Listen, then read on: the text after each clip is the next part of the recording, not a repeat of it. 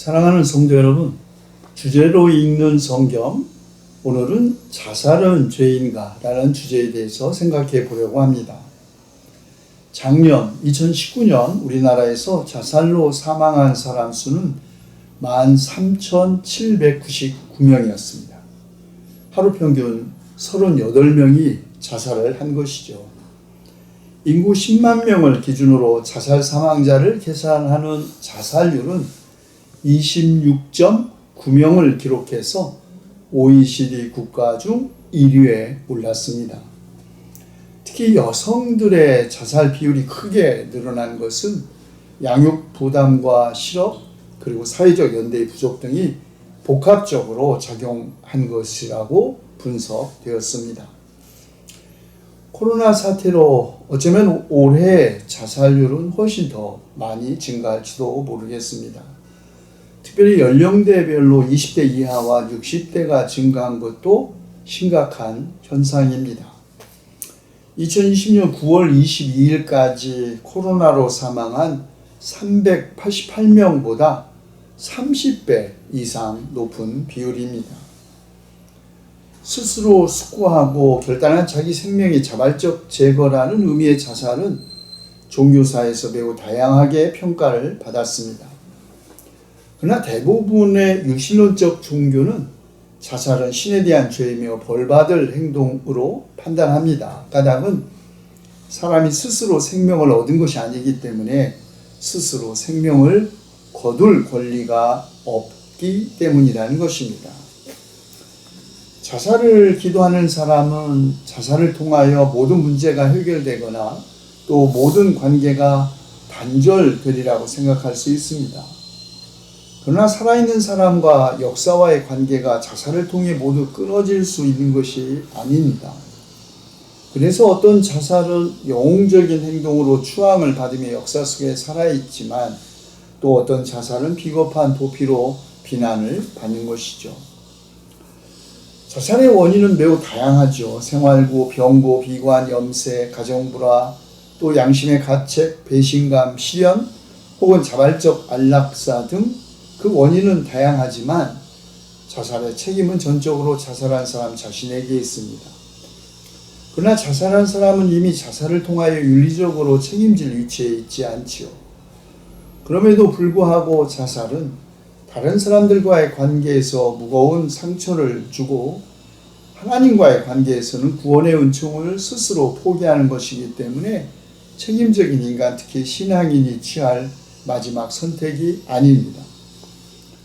생명은 하나님께서 주신 선물이라는 그리스도교의 근본적인 생명에는 인간이 살 권리만이 아니라 죽을 권리도 가지고 있다고 주장할 수 없게 합니다.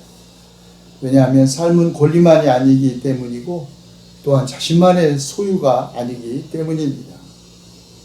인간의 삶은 태어나면서부터 관계 속에 있기 때문에 삶은 권리만이 아니라 의무인 것입니다. 물론 사람은 자신의 생명을 자신의 의도대로 끝맺을 자유와 권리를 가질 수 있다는 주장도 존중되어야 합니다. 더욱이 더 이상 육체적으로 존속할 만한 가치가 없다고 판단되는 그런 극단적인 상황에서 선택되는 자살, 어쩌면 그것은 인간답게 죽을 수 있는 마지막 기회일지도 모릅니다. 그런데 만일 자살의 동기가 빚이나 외로움 또 고독에 있다면 자살한 사람의 자살에 대한 책임은 우리 사회와 우리 신앙 공동체가 모두 함께 짊어져야 합니다. 자살을 강요한 필연적인 개인적 혹은 사회적 조건에 대해서만이 아니라 무관심에 대해서도 책임을 공유해야 합니다. 자살이 죄냐 아니냐, 자살한 사람은 천국에 가느냐 아니면 지옥에 가느냐라는 이런 질문은 교리적 이유도 신학적인 질문은 될 수 있지만 윤리적 질문은 될 수 없습니다. 자살에 이를 수밖에 없었던 자살자의 결단은 다른 사람들이 너무 쉽게 판단할 수 없을 만큼 진지한 것임을 우리는 인정해야 합니다. 그러나 그리스도인은 자살을 강요하는 사회적 조건을 극복할 책임과 노력을 나누어 가집니다. 이것이 자살자의 심리적 상황을 분석하고 책임을 자살한 사람 자신에게 돌리거나 자살은 죄라는 단순한 종교적 신념을 설교하는 것보다 더 나은 미래를 준비하는 교회가 취할 태도입니다. 자살에 대한 종교사회학적 조사 결과에 따르면 자살을 생각한 대부분의 신앙인들이 목회자를 찾아 상담을 하지 않는다는 것입니다. 목회자가 개인적으로 신뢰를 얻지 못한 데 이유가 있거나 아니면 지금까지 교회가 추구해온 가치, 이른바 성장 지상주의나 능력 복음 때문이 아닌가 생각해 봅니다. 오직 성공한 삶, 행복하고 그늘 없는 삶만이 신앙의 결과인 것처럼 가르친 잘못된 신앙관 때문에 실패한 사람이나 삶이 주는 무거운 그늘 아래 신음하는 사람은 마치 믿음이 없는 사람인 것처럼 취급받기 때문에 그 속내를 드러낼 수 없는 것이죠. 하나님은 우리를 빛으로 인도하시지만 우리 앞에서 인도하시는 것이 아니라 언제나 우리 뒤에서, 우리 등 뒤에서 길을 비추십니다. 앞에서 비추는 빛은 우리 눈을 오히려 뜨지 못하게 합니다.